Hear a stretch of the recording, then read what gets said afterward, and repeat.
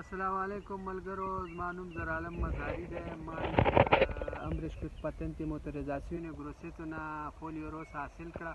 د هم امبریش سر په محنتونو د وجې نه او زه نن ډېر خوشحاله یم او زه ټولو پښتنو ته څومره چې په ایټالیا کې اوسېږي هغو ته دا وایم چې که په ایټالیا ژبه نه هم پوهېږي چې صفر هم دوی باید د امبریش سر نه سره داخله والي او انشاءالله تعالی په 3 میاشتو کې به فولیو روسا د دوی په جیب کې او تر لایسنسه پورې دی تاسې نه پرېږدي، تر لایسنسه پورې چې هر قسم مدد کومک یې تاسې سره کوي او هېڅ مشکل نشته.